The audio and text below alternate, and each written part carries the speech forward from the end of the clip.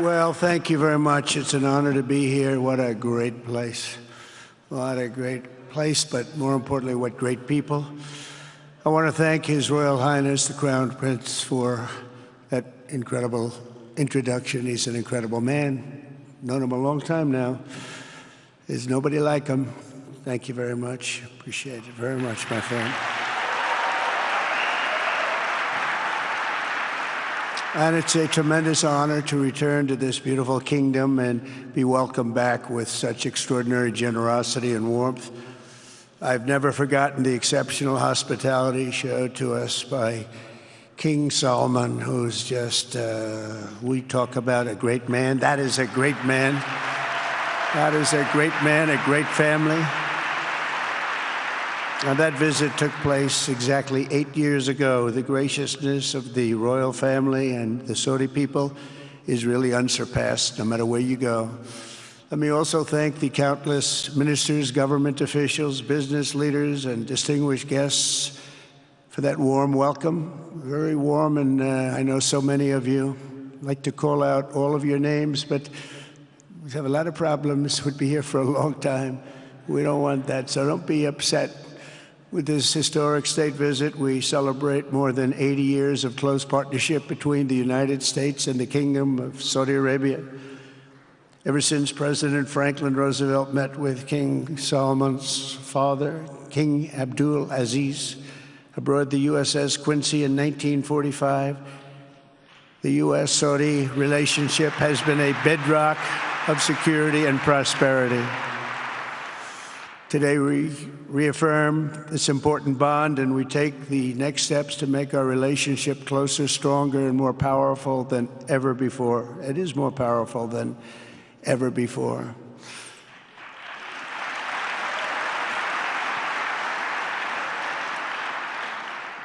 And by the way, it will remain that way.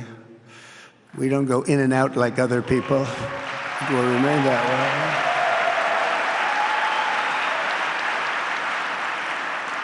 I've come this afternoon to talk about the bright future of the Middle East, but first let me begin by sharing the abundance of good news from a place called America.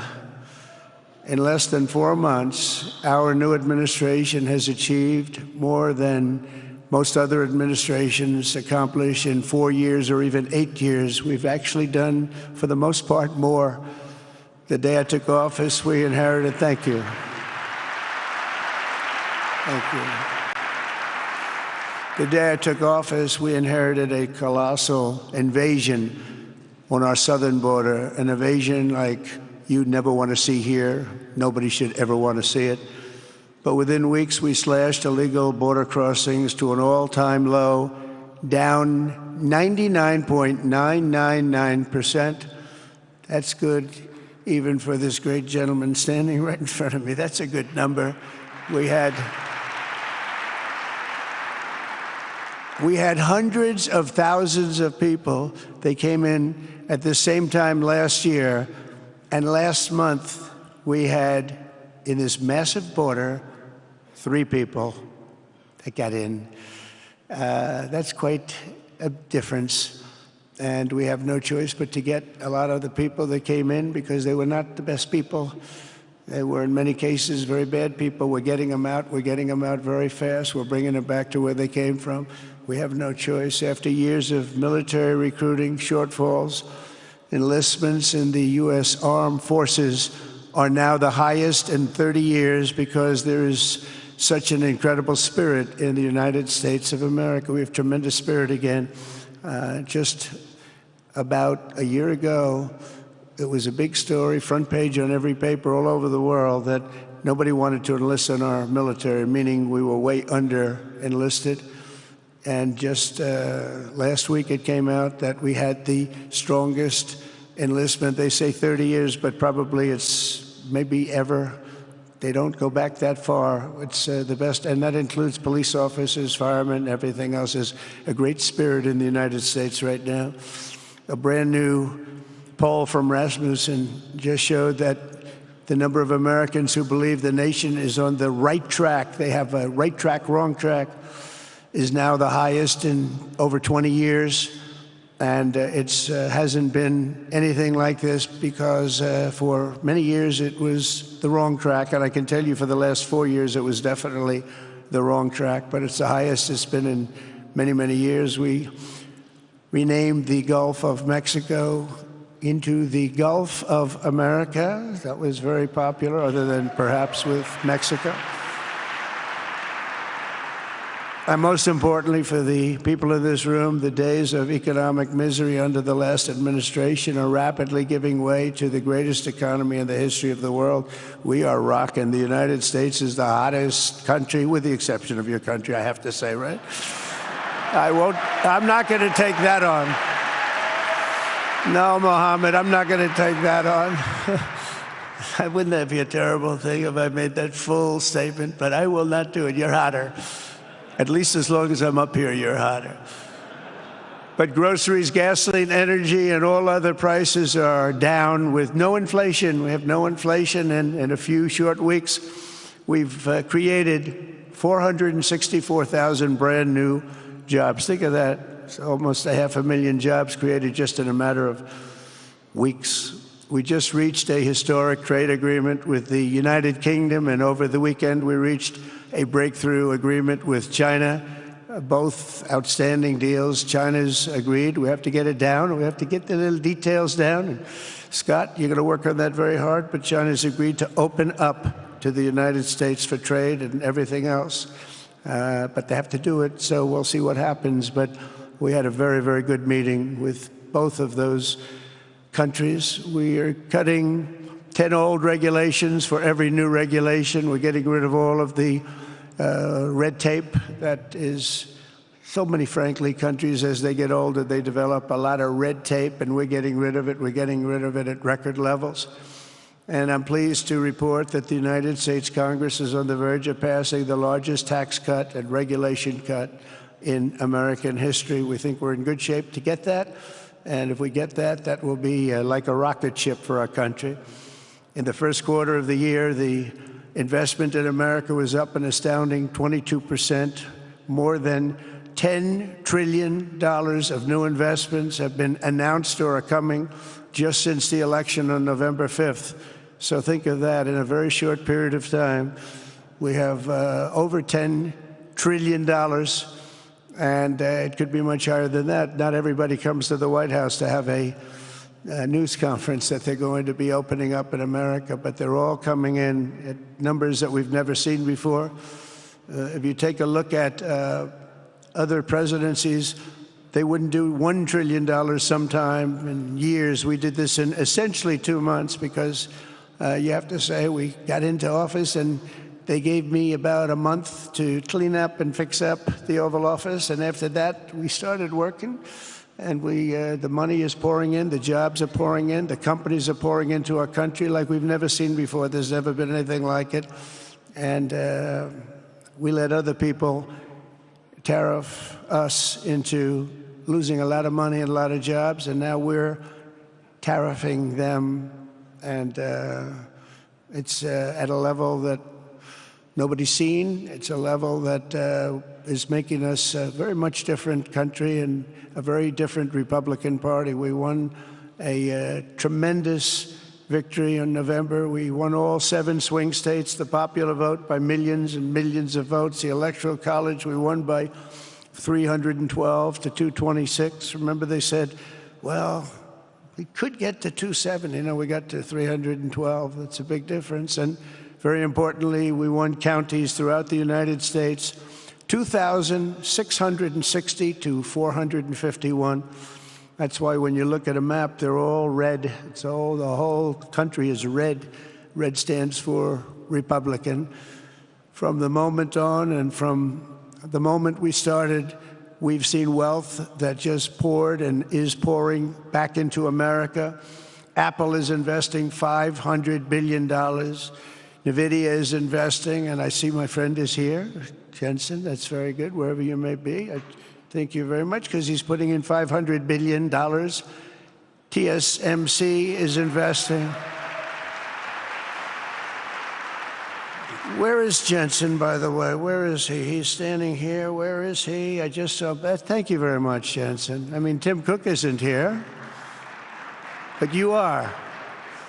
What a job you've done. He said he's got 99% of the chip market. I don't know. That's not easy to beat, but what a job you've done. Thank you. We are proud to have you in our country. You know that. Thank you for the investment. TSMC is investing $200 billion, and with this trip, we're adding over $1 trillion more in terms of investment into our country and buying our products. And, you know, nobody makes military equipment like us. We have the best military equipment, the best missiles, the best rockets, the best everything. Best submarines, by the way, most lethal weapon in the world. In addition to purchases of $142 billion of American-made military equipment by our great Saudi partners, the largest ever. This week, there are multi-billion-dollar commercial deals with Amazon, Oracle, AMD. They're all here. Uber, Qualcomm, Johnson & Johnson, and many, many more. So I want to congratulate everybody. So many great business executives, many of you, most of you I know. And they're coming in, you know, about a month ago. They weren't that happy when they saw me. And now they're saying, sir, you're doing a great job. Thank you very much. It's amazing what a rising market will do. Oh, it's going to get a lot higher. In fact, I told people 5 weeks ago, this is a great time to buy. I got criticized for that. Now they don't criticize me anymore. People should have listened. But it's going to go a lot higher. You see, we've never had anything like this happen. It's an explosion of investment and jobs, and great companies are coming in. Never seen anything like it. There's no better place to make a future or make a fortune, do anything, frankly, than what we have in the United States of America under a certain president, Donald J. Trump. I have the right attitude. I have the same attitude that the people in the front row, second row, third row have. As you get back, perhaps they start to wane a little bit in terms of their view. But they understand, and we're doing what a lot of smart people would do. And we're not necessarily being politically correct. You saw what we did yesterday with health care. We've cut our health care by 50 to 90%. You're going to see drugs and pharmaceuticals come down at numbers that nobody has ever seen. And drugs, pharmaceuticals, we think will be dropping. And it'll be a redistribution of costs with other nations, which really took advantage of a very nice group of people that ran our country. But not only is this a time of incredible excitement in the United States, it's also an exhilarating period right here in the Arabian Peninsula. Beautiful place, by the way, beautiful place. Exactly. Thank you.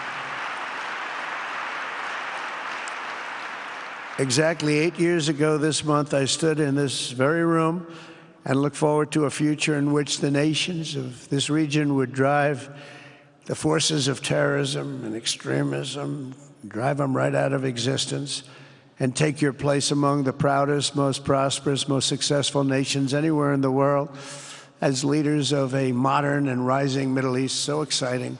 So exciting. Mohammed, you sleep at night? How do you sleep? Huh? Just think it.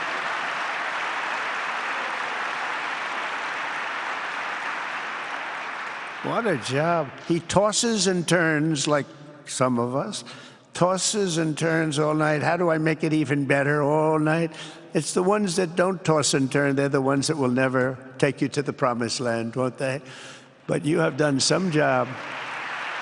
True. But critics doubted that it was possible what you've done. But over the past 8 years, Saudi Arabia has proved the critics totally wrong. The transformation that has occurred even by these incredible business leaders. I mean, you had the biggest leaders in business anywhere in the world standing right before us. But the transformation that has occurred under the leadership of King Salman and Crown Prince Mohammed has been truly extraordinary. Such a thing has, I don't think, ever happened before. I've never seen anything at that scale happen before. And I guess, you know, maybe you could say the United States is doing pretty well too, but I don't think too many people have seen that happen before. Majestic skyscrapers, the towers that I see, the difference between now and 8 years ago. And 8 years ago was very impressive, but the towers that I see rising, some of the exhibits that I was shown by Mohammed, what I've seen there is just an amazing, it's an amazing process, amazing genius of so many people, architecture, but I have a feeling I know where many of those ideas came from.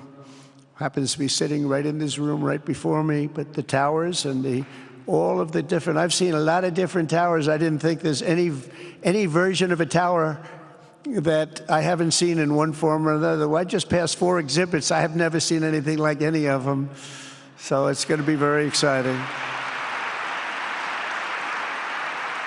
And they sit among the ancient wonders of a growing and exciting city. It's really amazing.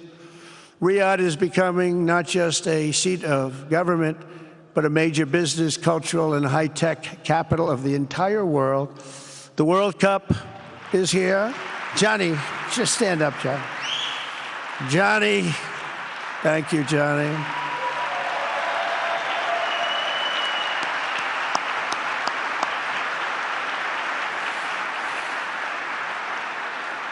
Great job, Johnny, great job. But the World Cup and the World Expo will soon be coming here, just like the World Cup is coming to the United States. It's going to be really exciting next year. The engines of Formula One racing now roar through the streets of Jeddah in a historic milestone. Other industries recently surpassed oil. Think of it. All of your other industries now have surpassed oil. I don't know if a lot of people will understand what that means. It's so big to make up a majority of the Saudi economy for the very first time ever. So think of that. Other industries are now bigger even than oil, which is always going to be a big monster. It's a big one. But that's a great tribute to you and economic development properly used. In other cities throughout the peninsula, places like Dubai and Abu Dhabi, Doha, Muscat, the transformations have been unbelievably remarkable.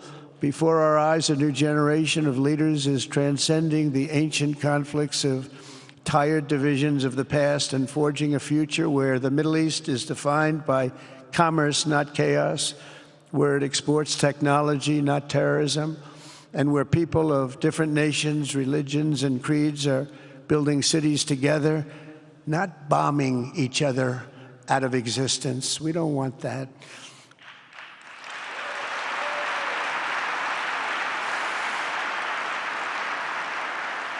And it's crucial for the wider world to note this great transformation has not come from Western interventionists or flying people in beautiful planes giving you lectures on how to live and how to govern your own affairs. No, the gleaming marvels of Riyadh and Abu Dhabi were not created by the so-called nation builders, neocons, or liberal nonprofits like those who spent trillions and trillions of dollars failing to develop Kabul, Baghdad, so many other cities. Instead, the birth of a modern Middle East has been brought by the people of the region themselves, the people that are right here, the people that have lived here all their lives, developing your own sovereign countries, pursuing your own unique visions and charting your own destinies in your own way. It's really incredible what you've done.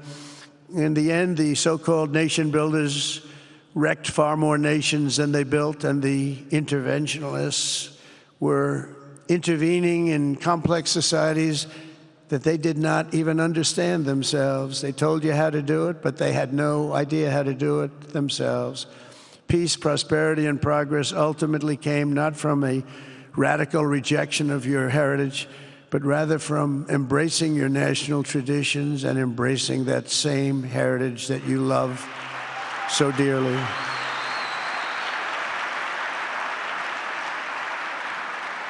And it's something only you could do. You achieved a modern miracle, the Arabian way. That's a good way.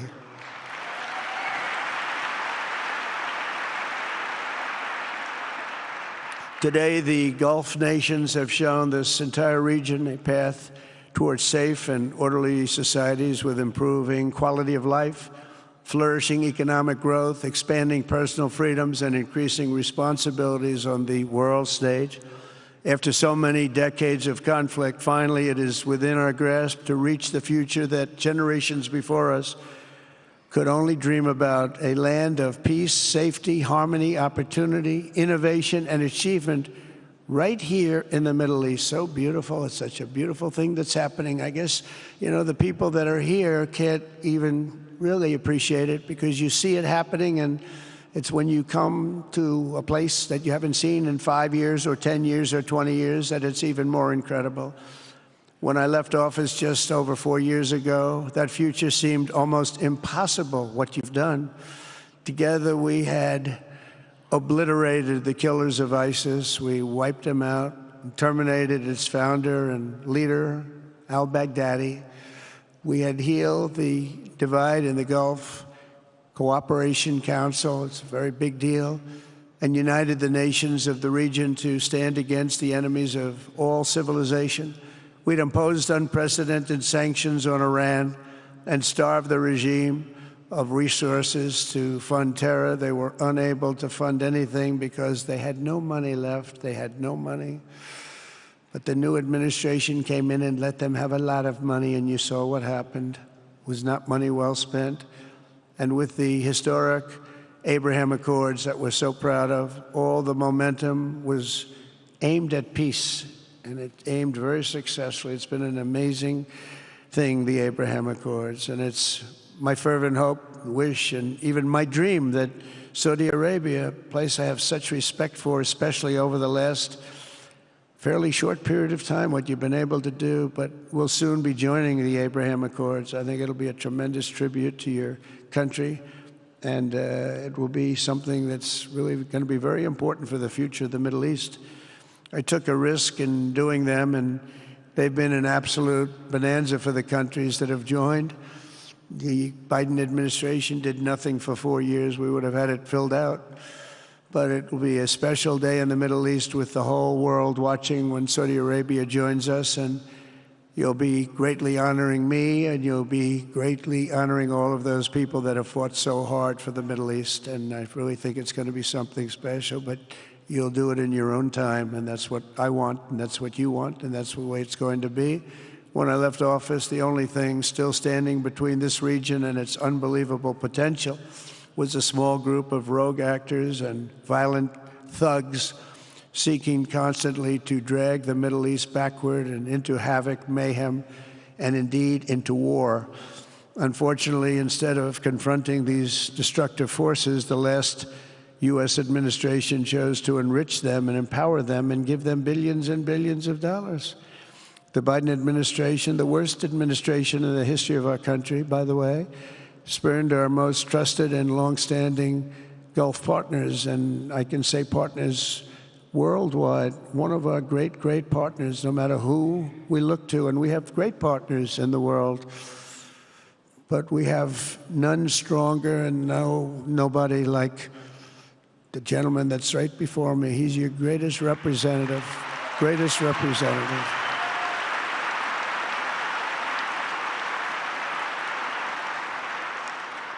And if I didn't like him, I'd get out of here so fast.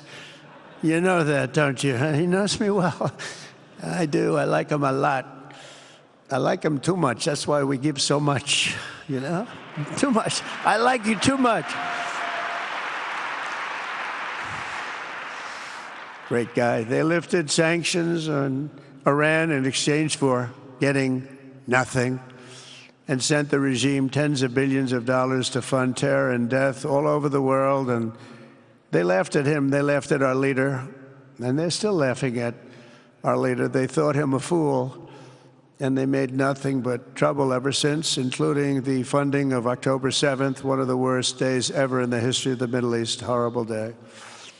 Biden removed the Houthis from the list of foreign terrorist organizations, even while missiles and drones were being launched right here at your beautiful city of Riyadh, and launched at ships if they happened to be sailing in the wrong location. The Biden administration's extreme weakness and gross incompetence derailed progress toward peace, destabilized the region, and put at risk everything we had worked so hard to build together. And when you think of the great achievements that you've made, to do it in light of a pretty hostile administration, an administration that was not a believer, it makes your achievements even greater. Makes them even greater, you know that. But in a few short months since taking office, we have achieved the swift return of American strength at home and abroad, now working with the vast majority of people in this region who seek stability and calm. Our task is to unify against the few agents of chaos and terror that are left and that are holding hostage the dreams of millions and millions of great people. The biggest and most destructive of these forces is the regime in Iran, which has caused unthinkable suffering in Syria, Lebanon, Gaza, Iraq, Yemen, and beyond. There could be no sharper contrast with the path you have pursued on the Arabian Peninsula than the disaster unfolding right across in the Gulf of Iran. Think of that. They wanted to name it that. I said, they're not going to let them do that. Do you mind if I stop that? I stopped it. We're not going to let that happen.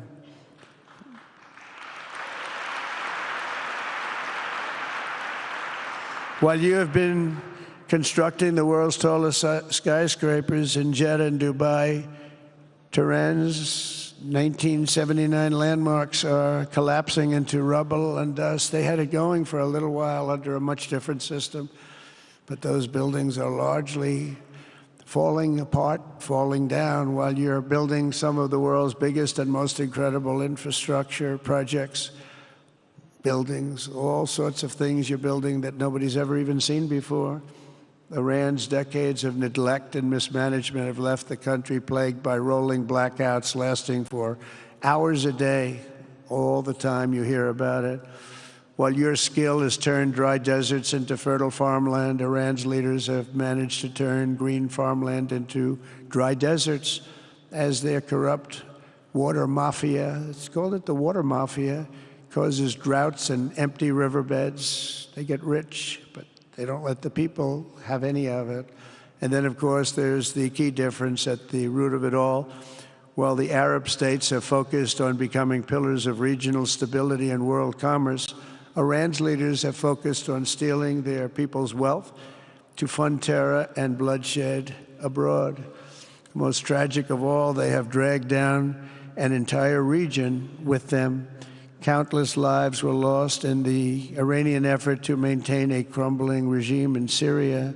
Look at what happened with Syria. In Lebanon, their Hezbollah proxies have pillaged the hopes of a nation whose capital, Beirut, was once called the Paris of the Middle East. Can you imagine? All of this misery and so much more was entirely avoidable, absolutely avoidable. And Mohammed knew that. He knew that. Smart people knew that. If only the Iranian regime had focused on building their nation up instead of tearing the region down. Yet I'm here today not merely to condemn the past chaos of Iran's leaders, but to offer them a new path and a much better path toward a far better and more hopeful future. As I've shown repeatedly, I am willing to end past conflicts and forge new partnerships for a better and more stable world, even if our differences may be very profound, which obviously they are in the case of Iran. I have never believed in having permanent enemies. I am different than a lot of people think. I don't like permanent enemies, but sometimes you need enemies to do the job, and you have to do it right. Enemies get you motivated. In fact, some of the closest friends of the United States of America are nations we fought wars against in generations past, and now they're our friends and our allies.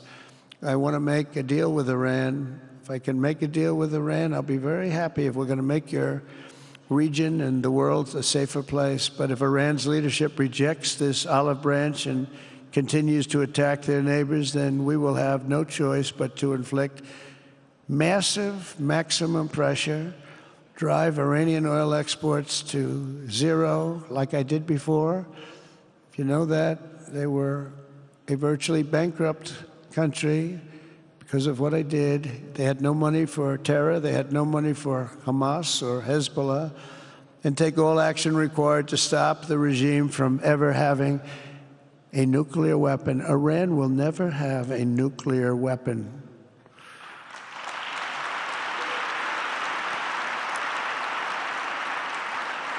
But with that said, Iran can have a much brighter future, but will never allow America and its allies to be threatened with terrorism or nuclear attack. The choice is theirs to make. We really want them to be a successful country. We want them to be a wonderful, safe, great country, but they cannot have a nuclear weapon. This is an offer that will not last forever. The time is right now for them to choose. Right now, we don't have a lot of time to wait. Things are happening at a very fast pace. They're happening right here. They're happening at a very fast pace. So they have to make their move right now, one way or the other. Make your move.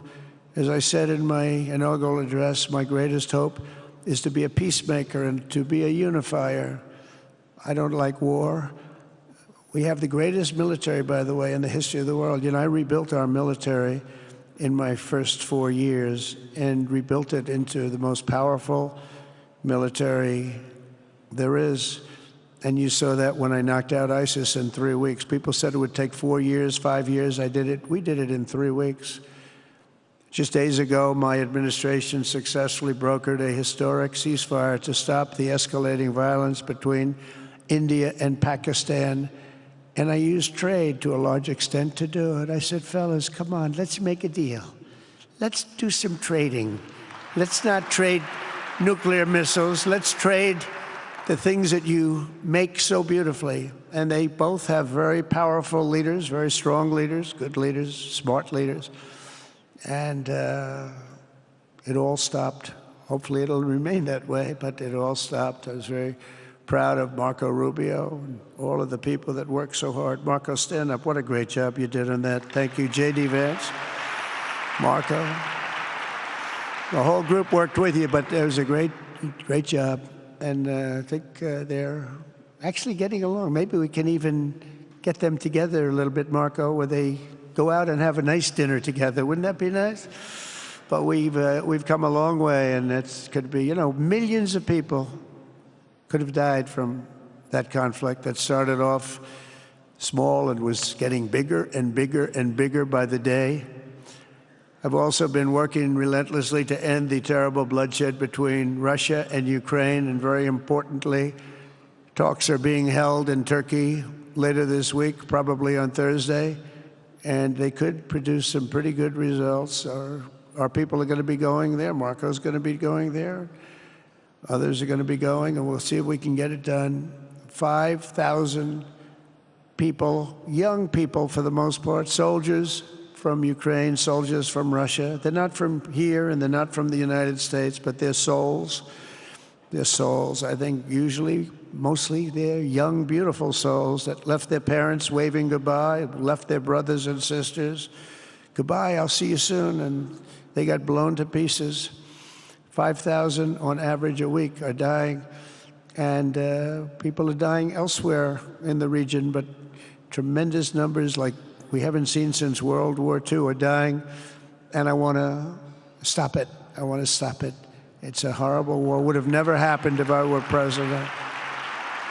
That's a war that would have never happened. October 7th would have never happened if I were president, because Iran had no money to pay Hamas or anybody else. They had no money. They were not looking to take care of them. They had to take care of themselves. They had no money. We stopped their oil effectively with the embargoes and sanctions. But let me take this opportunity to thank the Kingdom of Saudi Arabia for the constructive role that you've played in facilitating the Ukraine talks. And it really is, you've been amazing. You've made everything available to us. Thank you very much. Thank you. And if we get that settled, we'll pay a special tribute to what you've done. You really did lay a great groundwork. Thank you very much. Appreciate it. The West should not be dragging itself backward into another endless war in Europe, yet another endless war. We should stop the killing and work together to address the biggest long-term threats as one unbeatable team. Think of us as an unbeatable team. I mean, when you look at what you've done here, that's much more difficult than stopping stupidity. Think of it. It's stupidity. What you've done is much more difficult, and you did it better than anybody else has ever done it. As President of the United States, my preference will always be for peace and partnership whenever those outcomes can be achieved. Always. It's always going to be that way. Only a fool would think otherwise. In recent years, far too many American presidents have been afflicted with the notion that it's our job to look into the souls of foreign leaders and use U.S. policy to dispense justice for their sins. They loved using our very powerful military, and now it's really the most powerful it's ever been. We just are getting a budget approved, $1 trillion, highest budget we've ever had in history for military, $1 trillion. And we're getting the greatest missiles, the greatest weapons. And, you know, I hate to do it, but you have to do it because we believe in peace through strength. You have to have the strength, otherwise bad things could happen. But hopefully we'll never have to use any of those weapons. Seems to be an awfully big waste of money if you're never going to use them, but hopefully we'll never have to use them because the destructive power of some of those weapons are like nobody's seen before. I believe it is God's job to sit in judgment, my job to defend America, and to promote the fundamental interest of stability, prosperity, and peace. That's what I really want to do. I will never hesitate to wield American power if it's necessary to defend the United States or to help defend our allies.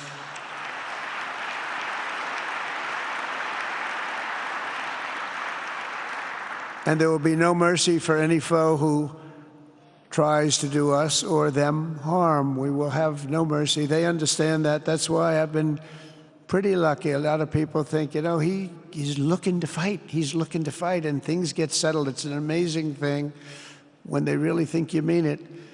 But we do. We have the greatest military, the strongest military, stronger than any. Nobody's even close. We have the best weapons in the world. But we don't want to use them. If you threaten America or our partners, however, then you'll be faced with overwhelming strength and devastating force. We have things that you don't even know about, you don't hear about, and if you did, you'd say, wow. In recent weeks, following repeated attacks on American ships and freedom of navigation in the Red Sea, the United States military launched more than 1,100 strikes on the Houthis in Yemen. As a result, the Houthis agreed to stop. They said, we don't want this anymore.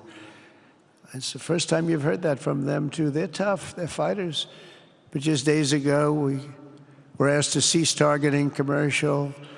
They were not going to be targeting commercial ships in any way, shape, or form, or anything American. And they were very happy that we stopped. But we had 52 days of thunder and lightning like they've never seen before. This was a swift, ferocious, decisive, and extremely successful use of military force. Not that we wanted to do it, but they were shooting down ships. They were shooting at you. They were shooting at Saudi Arabia. We don't want them shooting at Saudi Arabia, if that's okay. So we hit them hard. We got what we came for, and then we got out.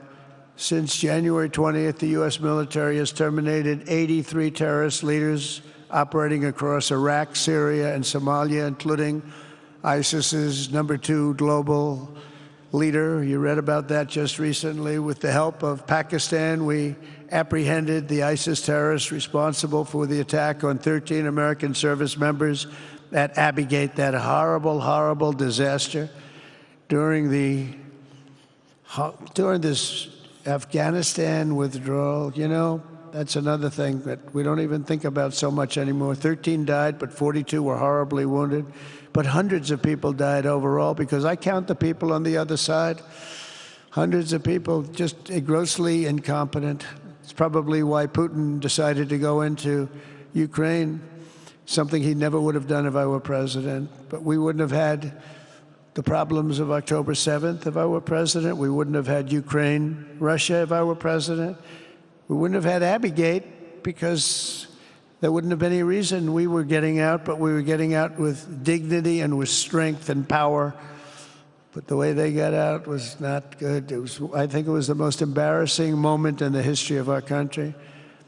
And we've been working tirelessly to bring back all hostages held by Hamas. We brought back a lot already, but we're bringing back more.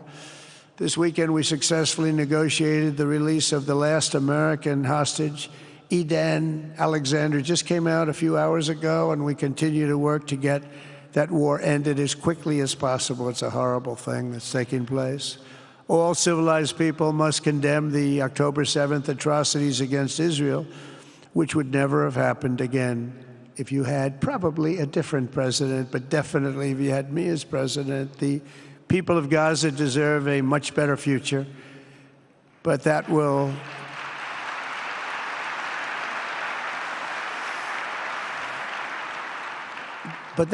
or can not occur as long as their leaders choose to kidnap, torture, and target innocent men, women, and children for political ends. The way those people are treated in Gaza, there's not a place in the world where people are treated so badly. It's horrible. After years of suffering, two of the nations most ravaged by terror are finally beginning to end their long nightmares under the new generation of leaders. In Lebanon, where a friend of mine has just become the ambassador. He's going to be great. I said, you know, that could be a very dangerous job. He said, I was born there. I'm Lebanese. I love that country. I said, but it's very dangerous. You know, this is a friend of mine from New York. I said, but it's very dangerous. Are you sure you want to do it? I never thought of him as being a warrior, but he is a warrior. He loves his country. He said, if I'm injured or die, I'm dying for a country that I love. He grew up there. It's horrible what's happened in Lebanon, but you have a great ambassador, I can tell you that. In Lebanon, which has been endlessly victimized by Hezbollah and their sponsor, Iran, a new president and prime minister have brought the first real chance in decades for a more productive partnership with the United States, and we're going to work with their new ambassador and everybody else, Marco, and we're going to see if we can really help them out and let them get over that very high grid that they're going to have to get over. My administration stands ready to help Lebanon create a future of economic development and peace with its neighbors. They have tremendous people in Lebanon, doctors, lawyers, great professional people. I hear it so many times. Likewise, in Syria, which has seen so much misery and death, there is a new government that will hopefully succeed in stabilizing the country and keeping peace. That's what we want to see in Syria. They've had their share of travesty, war, killing, many years. That's why my administration has already taken the first steps toward restoring normal relations between the United States and Syria for the first time in more than a decade. And I'm very pleased to announce that Secretary Marco Rubio will be meeting with the new Syrian foreign minister in Turkey later this week. And very importantly, after discussing the situation in Syria with the Crown Prince, your Crown Prince,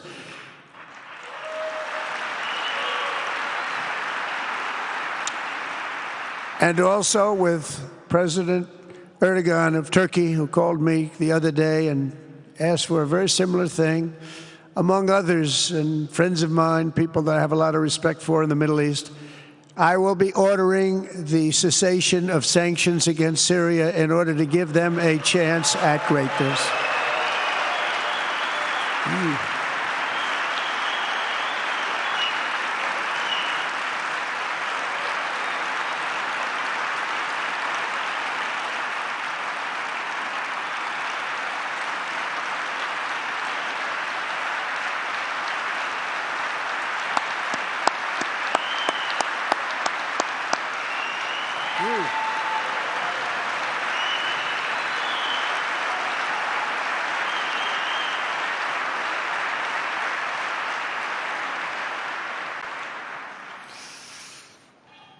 Oh, what I do for the Crown Prince.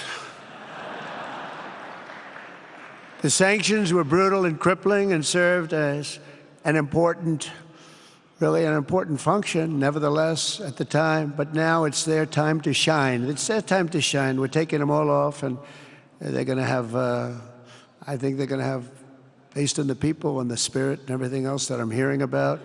So I say good luck, Syria. Show us something very special like they've done, frankly, in Saudi Arabia, okay? They're going to show us something special. Very good people. Everywhere we can, my administration is pursuing peaceful engagement, offering a strong and steady hand of friendship to all that will take it in good faith. Together, we have made unprecedented strides and tremendous progress, and we're still just at the dawn of the bright new day that awaits for the people of the Middle East, the great, great people of the Middle East. If the responsible nations of this region seize this moment, put aside your differences and focus on the interests that unite you, then all of humanity will soon be amazed at what they will see right here in this geographic center of the world. It really is. It's like a center of the world and the spiritual heart of its greatest faiths. For the first time in 1,000 years, the world will look at this region not as a place of turmoil and strife and war and death, but as a land of opportunity and hope, just like you've done right here, a cultural and commercial crossroads of the planet. Security and stability will lift millions into lives of safety and success, and the nations of this region will be free to realize your highest destinies, honor your proud histories, harness amazing new opportunities, and bring incredible glory to Almighty God. People will come from all over the globe to be inspired by the cities you build, the businesses you create, the technologies you invent, and the beauty, talent, and potential you unleash right in the hearts of your citizens. Each of you will be able to take tremendous pride in the legacy you will leave to your children, because you will have given them the ultimate blessings of prosperity and peace. So important. In the United States, we've launched the golden age of America. It's the golden age. We see it. We see it with all that money, trillions and trillions of dollars pouring in, hundreds of thousands of jobs coming in with it. And with the help of the people of the Middle East, the people in this room, partners throughout the region, the golden age of the Middle East can proceed right alongside of us. We will work together.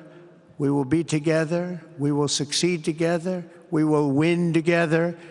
And we will always be friends.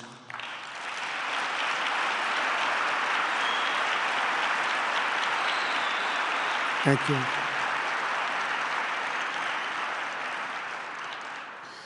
So, Mohammed, I want to thank you again very much for having me. And as a representative of what I think is the greatest nation in the world, we are with you all the way, and you have a tremendous future. Thank you very much. And please pay my respects to your father. Thank you very much. Thank you.